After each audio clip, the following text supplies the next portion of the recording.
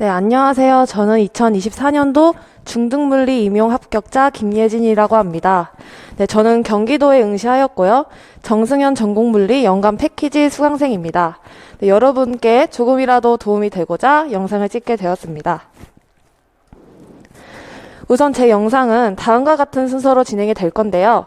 우선 제 소개와 점수를 공개한 후에 교육학, 과학교육론, 전공물리 순으로 제가 1년 동안 어떻게 공부했는지 말씀드리고 마지막으로 하고 싶은 말을 하며 마치겠습니다. 네, 우선 제 소개를 하겠습니다. 저는 비사범대 교직이수생으로 교육학과 과학교육론이 조금 약한 상태로 임용을 진행하였습니다. 그리고 저는 초수 같은 재수생입니다. 네, 4학년 졸업 전에 초수생으로 임용을 응시했었을 때 준비를 열심히 하지 못하고 임용을 봐서 1차 불합격을 맞게 되었고요. 이번에 정승현 전공물리 연강 패키지를 끊고 다시 재수를 했을 때 최종 합격을 받게 되었습니다.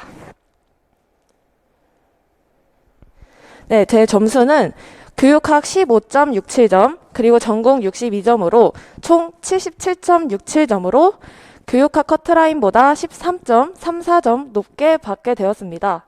네, 저는 2차 공부 방법을 따로 말씀드리지 않을 건데 그 이유는 저보다 더 잘하시는 분들께 들으면 좋을 것 같아서 1차 얘기만 하겠습니다. 우선 교육학입니다. 저는 교육학을 따로 인강이나 직강을 수강하지 않고 시중에 파는 책을 구매해서 혼자 독학을 하였습니다. 그리고 저는 1월부터 11월까지 3월, 4월, 그리고 10월, 11월 이 4개월만 교육학에 집중적으로 공부하였습니다. 우선 3월에는 개념 정리하고 단권화하는 과정을 진행하였습니다.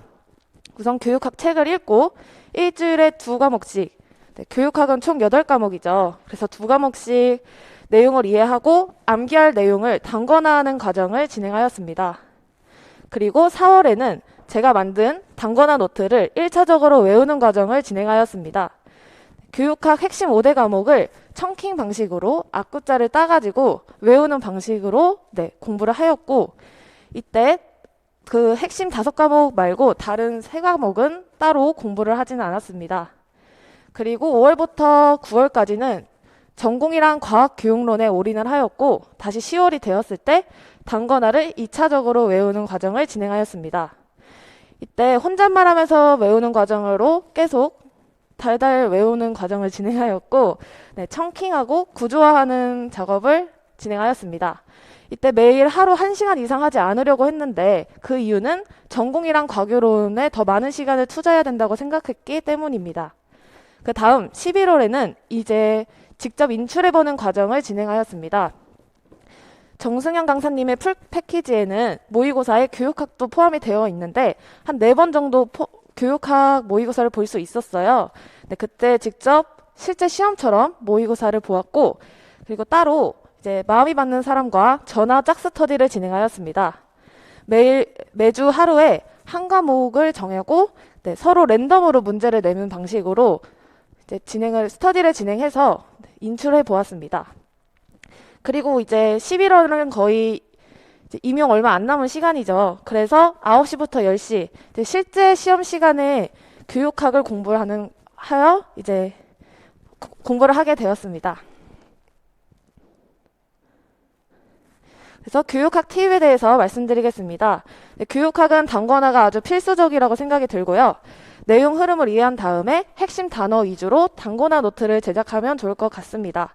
이때 청킹은 아주 필수적이고, 저처럼 인강이나 직강을 듣지 않고 교육학을 공부하는 사람들께는 3월, 4월, 그리고 10월, 11월 이렇게 집중적으로 공부하는 것을 추천드립니다.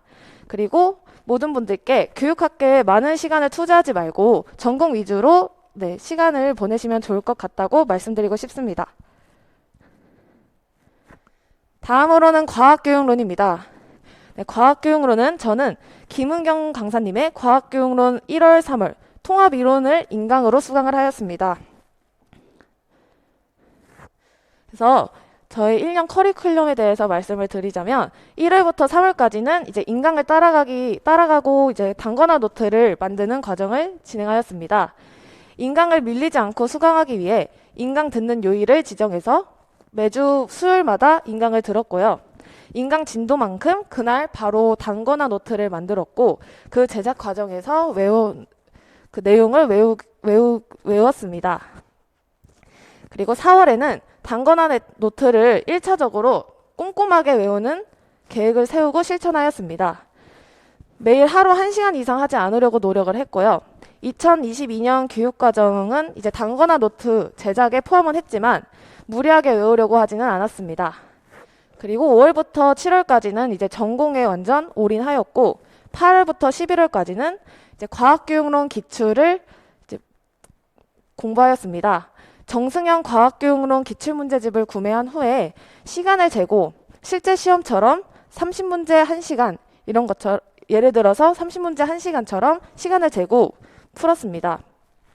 그리고 교과서 실험 분석이랑 학생 5개념을 숙지해야 되는데 저는 되게 미련하게 조금 이런저런 자료집을 찾아서 했기 때문에 다른 분들께 물어보니까 정승현 강사님의 실험 특강을 추천드린다고 하더라고요.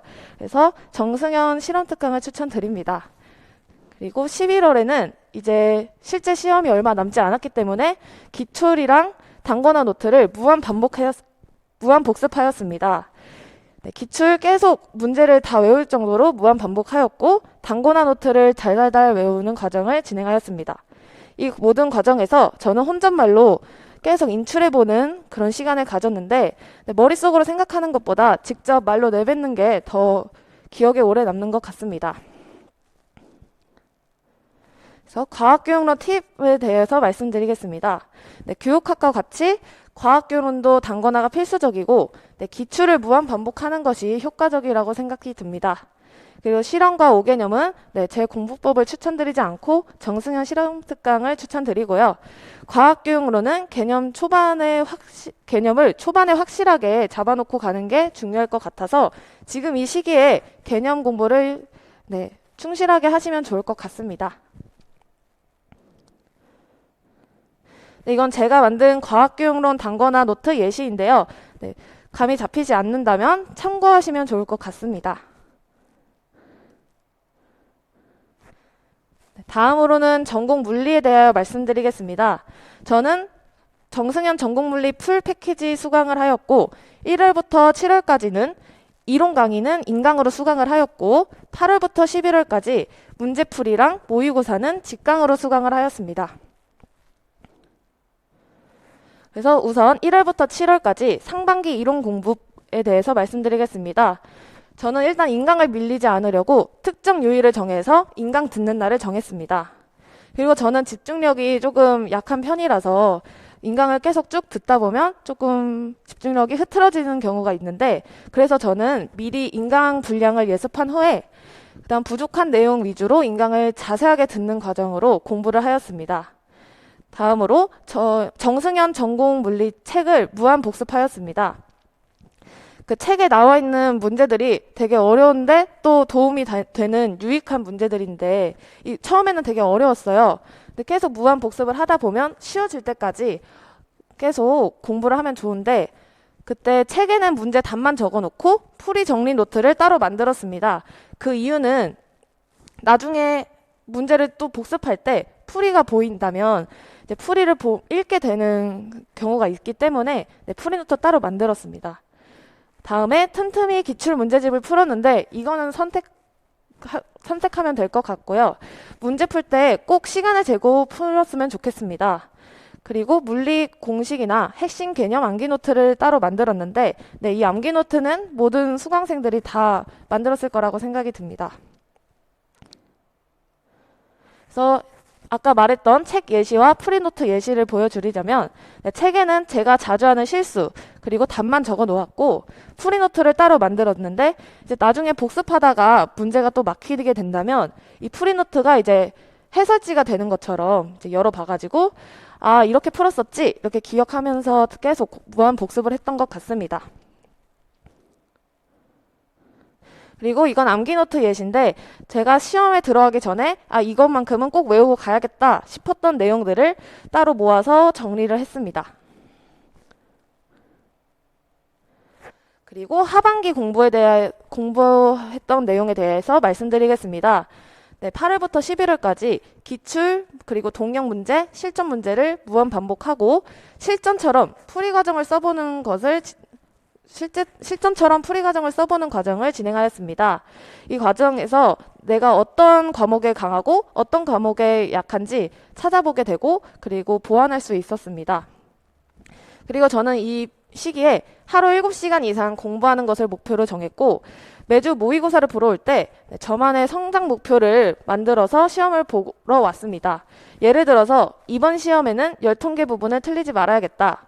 혹은 이번 시험에는 80점 만점에 60점을 꼭 넘어보겠다.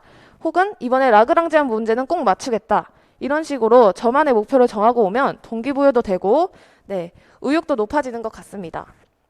그리고 모의고사는 저는 직강을 추천하는데 그 이유는 실제 시험처럼 보러 오면 저의 강약점 파악도 가능하고 저가 이게 등수랑 점수가 나오는데 이 상대적인 위치를 회피할 수 없게 되면서 저는 좀 더 등수를 높이고 싶어서 열심히 공부했던 것 같아요. 그리고 자주 하는 실수를 확인할 수 있습니다. 저는 문자 실수를 되게 많이 했는데 T0를 T로 써서 이제 1점씩 날아가는 경우가 되게 많았어요. 모의고사 때 계속 그런 실수를 많이 했는데 실제 시험에서도 그런 실수를 한번 해서 이제 1점이 날아갔습니다. 그래서 제가 하고 싶은 말은 모의고사 틀린 문제 복습을 꼭 필수적으로 했으면 좋겠습니다. 복습을 저는 시간이 없어서 못했는데 필수적으로 한다면 그런 실수들을 고칠 수 있지 않았을까 그런 생각이 듭니다. 그래서 전공물리에 대한 팁을 말씀드리자면 일단 제가 자신이 자주 하는 실수를 빨리 잡아내는 것이 중요합니다. 그래서 나 이런 거 실수했네? 이런 생각이 든다면 까먹지 않게 그 문제 위에다가 메모를 해놓는 그런 습관을 들이면 좋을 것 같습니다. 그리고 교재 문제랑 기출을 그냥 풀지 말고 시간을 재면서 풀어봤으면 좋겠습니다. 그럼 좀 실제 시험처럼 긴장도 되고 더 집중도 되는 것 같습니다. 그리고 실전처럼 풀이 과정을 쓰는 과정에서 이제 문제를 어떻게 풀어야 될지 연습을 하면 좋을 것 같고요. 혼자만의 공부 시간을 충분히 확보했으면 좋겠습니다. 저는 하루에 5시간을 목표로 인강이나 직강 그런 시간을 빼고 혼자 순 공부량을 하루 5시간으로 잡았는데 5시간을 꽉 채워본 적이 그렇게 많지 않았던 것 같아요. 그래도 목표를 5시간으로 잡고 계속 열심히 공부했으면 좋겠습니다. 마지막으로 제가 1년의 수험 생활을 되돌아보면서 하고 싶은 말에 대하여 말씀드리겠습니다. 우선 일어나는 시간에 되게 스트레스를 많이 받으실 텐데 스트레스를 받지 않았으면 좋겠습니다. 저는 오후 4시에 일어난 적도 많고 오후 5시에 일어난 적도 많은데 되게 스트레스를 많이 받았지만 일어나는 시간에 대해서 스트레스 받는 것보다 해야 할 일을 다 하고 자는 것에 더 목표를 두고 공부를 했으면 좋겠습니다. 그리고 잠시 쉬는 날을 정하는 것이 중요하다고 생각하는데 저는 매주 주말 친구를 만나거나 좀 공부에 조금 손을 떼고 좀 쉬는 시간을 가졌습니다. 그게 이제 다시 공부를 열심히 하게 되는 원동력이 됐었던 것 같기 때문에 추천드립니다. 그리고 주간 계획표랑 월간 계획표를 세웠으면 좋겠습니다. 월간 계획표만 세우는 경우도 많고 주간 계획표만 세우는 경우도 많은데 이 두 개를 같이 세우면 더 이제 어떻게 공부를 해야 될지 감이 잡히실 것 같다고 생각이 듭니다. 그리고 임용 초기에는 개념을 확실하게 잡아놓고 후기에는 이제 복습을 꼭 하는 과정이 중요하다고 생각합니다. 그리고 마지막으로 탁상형 스톱워치를 한번 사용해 봤으면 좋겠는데 핸드폰에도 스톱워치가 있지만 이제 스톱워치를 켜고 끌 때 계속 핸드폰을 만지게 되잖아요. 그렇지만 탁상형 스톱워치를 사서 이제 공부할 때 앞에다 놓고 그리고 시간을 재면서 공부를 한다면 좀 더 효율적이고 저는 그래서 탁상형 스톱워치를 추천드립니다. 이상으로 저의 합격 영상을 마치겠습니다. 감사합니다.